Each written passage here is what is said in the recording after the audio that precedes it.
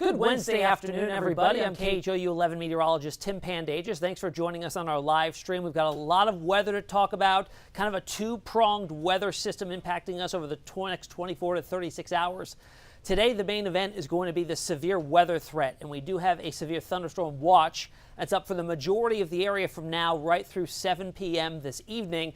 And radar's already getting a little bit active. Nothing strong or severe at the moment, but they are firing on up. And we've got the warmth and we've got the moisture available in terms of higher dew points out there to warrant that threat. Temperature-wise right now, it is warm out ahead of our main event, which is the cold front that's still well to our north, just about to pass through Dallas, and you can see temperatures behind it are dropping quickly. Ahead of it, though, Victoria at 81, Houston right now at 79. The record high for today, both at Bush and Hobby, is 81, and we were awfully close. We hit 80 already at Hobby today, 79 at Bush. It's in the upper 70s in Sugar Land. Dew points are up in the mid to upper 60s too, so that higher that number is, the more moisture available for these storms to use and produce strong winds, maybe some hail, and the potential's there too for an isolated tornado. Here's radar right now. It is getting a little more active just over the last hour, playing it out here. Some lightning and thunder, meaning that those storms have built up enough and broken their cap that they're now maturing and strengthening as they lift quickly off to the east-northeast, out through the Cleveland area, through Spring, Cypress. These are becoming more numerous, and they have very heavy downpours associated with them as well. So some street flooding, although minor in nature, could certainly be possible as we head through the rest of the afternoon hour, especially north of the city, where we're seeing a lot of these cells move over the same area, something called training thunderstorms. But again, no severe warnings on those cells at the moment. As we go forward, the threats through this evening are going to be for some strong winds, excess of 55, 60 miles per hour potentially. There could be some small hail depending on how strong we see those storms, how vertically built they get. Flooding potential is a little bit more elevated with those training thunderstorms over the same areas, and that tornado threat ever present as well. It's not completely zero, but it's not extraordinarily high either. But we do have to watch that closely for these cells to start to rotate, and if we see them drop a funnel cloud or a tornado. All right, here's the storm threat from the Storm Prediction Center. If you remember a couple weekends ago when we had that storm threat that dropped 7 tornadoes, we were only a marginal risk, a level 1.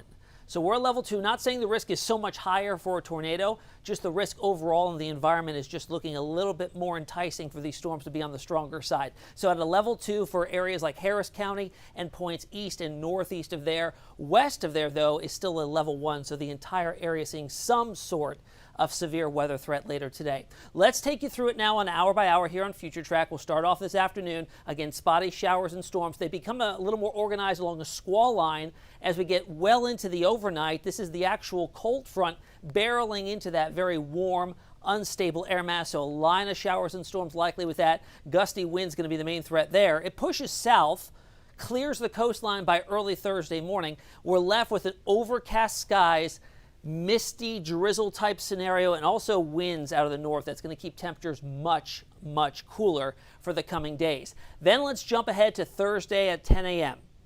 As we go through the afternoon hours, we'll start to see another wave of low pressure develop and track along that cold front that at this point is lingering off the coast. Some cold rain begins to develop here by early afternoon, even mid-afternoon Thursday. Look at the air temperatures in the upper 30s. So that's a cold, nasty type of rain. I do want to draw your attention to some of these areas here out by Sugar Land and Columbus that show the yellow shading. This is modeling showing that there could be some heavier rain. If that's the case, heavier precipitation tends to pull down colder air aloft, and that could certainly be some pockets of sleet in there as we get into later afternoon. Now heading into the first portion of the overnight, here we are at 8 p.m., still looking like a cold rain. On the lighter side, if there were some patches of heavier precipitation, again pulling down that colder air, we could see some sleet mixing on in, but modeling showing this looks rather light with drier air getting shuffled in from the north, kind of eating away at that precipitation as it falls, something called Virgo. Bless you, David Paul. And then we've got, as we go into the early hours of Friday morning, this is when the cold air really starts to get pulled down. Temperatures in the 20s at or below freezing in a large portion of the area. The problem is, if you're hoping to see wintry weather, is the moisture at this point will be pulling away. It's always that game of if the cold air catches up and reaches the moisture in time before it leaves. this modeling shows that the cold air gets there just at the tail end when we have a few lingering bands of maybe some light showers, light snow showers, maybe some sleet pelts there, but most of it looks to be rather light. I want to show you something here as well. Same model showing the rain across the area, but then snowfall potential is 0. It's going to be too warm on the ground. We're not going to see anything accumulate on any roadways, maybe a back deck or elevated surface if you get some sleet coming down for a good amount of time, but overall 0 accumulation, so it shouldn't be causing much in the way of travel concerns. So this is a type of scenario that warrants us to talk about the atmospheric profiles. So here at the surface, of course, we are concerned with the temperature every day, warm, cold. But when you're forecasting a scenario like this, you have to get the temperature profile from the ground all the way up to cloud level. So the precipitation falling from the cloud in this system is going to be snow.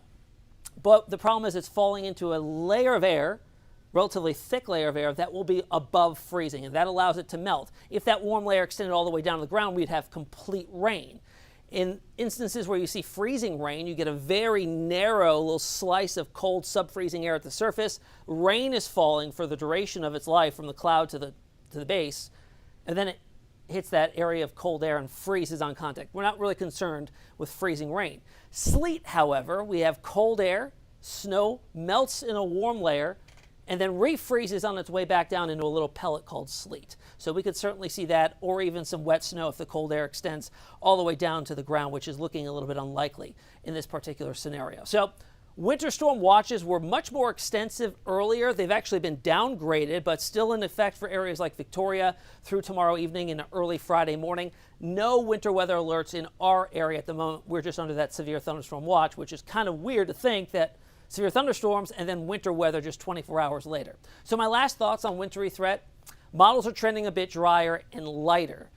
Will the cold air meet up with the moisture in time for that wintry mix? Still yet to be seen, but it's looking like the cold air might get here just a little bit too late to catch up with that. And the overall travel should not see major impacts at all across all of southeast Texas, which is some good news. Bridges and overpasses, we may have to watch closely if there's lingering moisture as that cold air comes in and maybe freezes up and gives us some black ice. But aside from that, looking pretty good.